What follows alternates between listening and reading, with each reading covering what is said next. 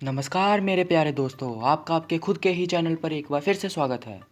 हम एक बार फिर एक मज़ेदार एनिमेटेड वीडियो के साथ हाजिर हैं। बिना टाइम वेस्ट किए मैं आपको बता देता हूं कि आज हम क्या पढ़ने वाले हैं। तो हमने पिछले सेशन में डेमोक्रेसी का पहला फीचर पढ़ा था। किसकी एग्जाम्पल से? हमारे पड़ोसी पाकिस्तान की एग्जाम्पल से। तो आज हम डेमोक्रेसी के बाकी दो फीचर्स पढ़ेंगे। अकेला पढ़ेंगे नहीं, उसे मस्ती से, मज़े से और पूरी इंटरेस्टिंग वे से पढ़ेंगे। और वीडियो को और भी इंटरेस्टिंग बनाने के लिए मैं आपको वीडियो के आखिर में एक फैक्ट बताऊंगा, एक ऐसा फैक्ट जिसको देख के आप चौंक जाएंगे। चलो तो अब हम अपने दूसरे पड़ोसी चाइना की गवर्नमेंट के बारे में बात करते हैं, जिसके साथ आजकल हमारा पंगा भी चल रहा है लद्दाख में। चाइना में हर 5 साल बाद इलेक्शंस होते हैं। चाइना की पार्लियामेंट, जिसका नाम मैं नहीं ले रहा क्योंकि मुझे पता है कि मैं उसको अच्छी तरह प्रोनाउंस नहीं कर पाऊँगा, और मैं किसी चीज़ का गलत नाम लेके उसकी इंसल्ट नहीं करना चाहता। चलो बैक ऑन टॉपिक। अभी चाइना में जो नेशनल पीपल्स कांग्रेस होती है वो उधर की प्रेसिडेंट को चुनती है।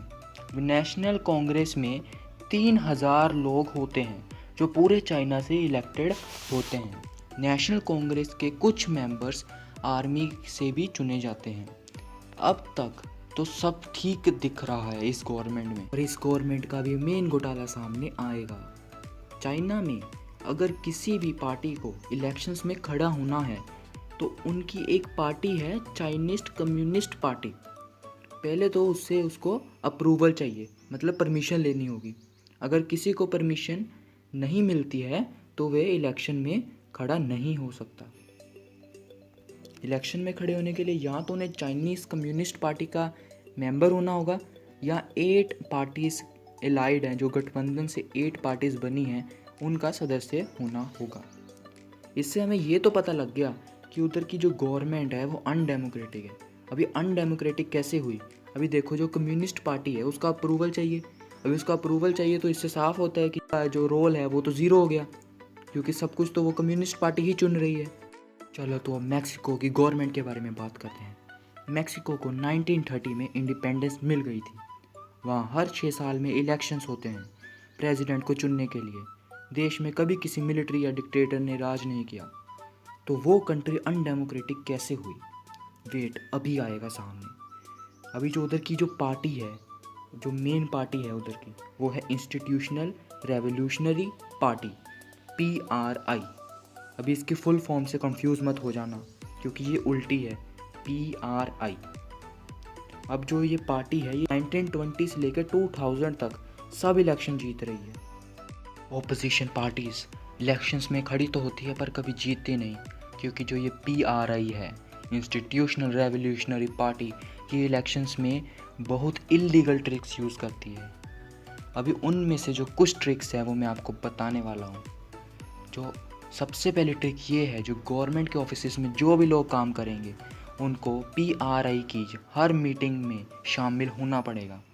और जो गवर्नमेंट स्कूल के टीचर्स हैं, बच्चों के पेरेंट्स हैं, उन्हें फोर्स करते हैं कि आप PRI को ही वोट देंगे। कम से कम हमारे टीचर तो ऐसे बिल्कुल नहीं हैं। और वहाँ की जो मीडिया है वो गवर्नमेंट का विद्रोह करने की बजाय, उनकी क्रिटिसिज्म करने की बजाय ऑपोजिशन पार्टीज़ को इग्नोर करती है। और सबसे बड़ी जो उन्होंने ट्रिक यूज़ करते हैं, पोलिंग बूथ्स होते हैं वो इलेक्शन के थोड़े समय पहले ही कहीं और शिफ्ट कर देते हैं, जिससे लोग इलेक्शन में पार्ट नहीं ले पाते। और PRI की गवर्नमेंट ऐसे ही चलती रहती है। इससे अब ये साफ़ हो गया कि और चाइना और मैक्सिको की गवर्नमेंट अनडेमोक्रेटिक है, और इससे हमारा डेमोक्रेसी का सेकंड फीचर सामने आने की कोशिश कर रहा है। चलो तो अब उसको सामने आने देते हैं। Democracy must be based on a free and fair election where those currently in power have fair chance of losing.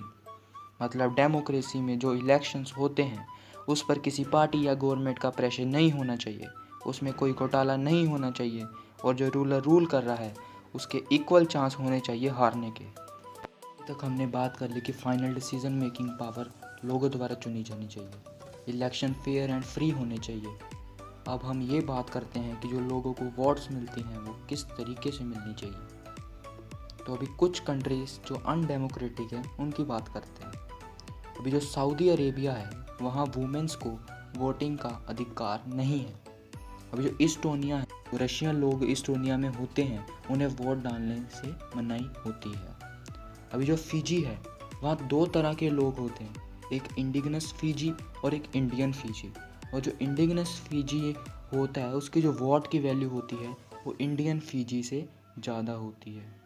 Vote की वैल्यू ज़्यादा मतलब, चलो मान लो अगर इंडियन फिजी 1 वोट डाल रहा है तो उसकी 1 वोट की वैल्यू होगी 1, और अगर इंडिजिनस फिजी 1 वोट डाल रहा है तो उसकी 1 वोट की वैल्यू होगी 1 से ज़्यादा, 2 भी हो सकती है, 3 भी हो सकती है।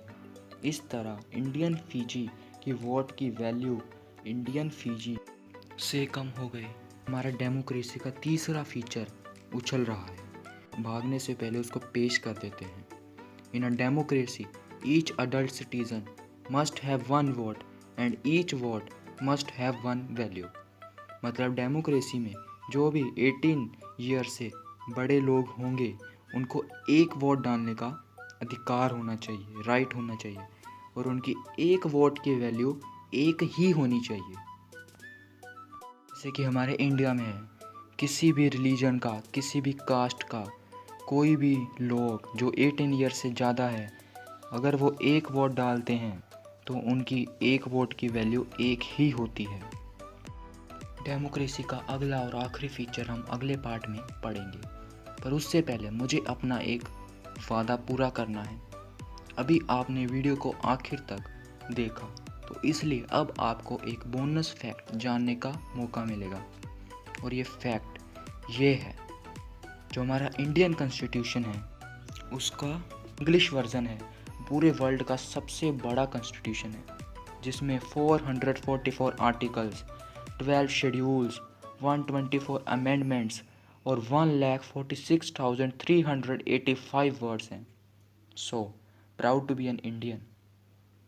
तो इसी के साथ मैं आपसे अलविदा लेता हूँ। तो मिलते हैं एक नई मज़ेदार वीडियो के साथ। हाँ, वीडियो को लाइक और सब्सक्राइब करना मत भूलना।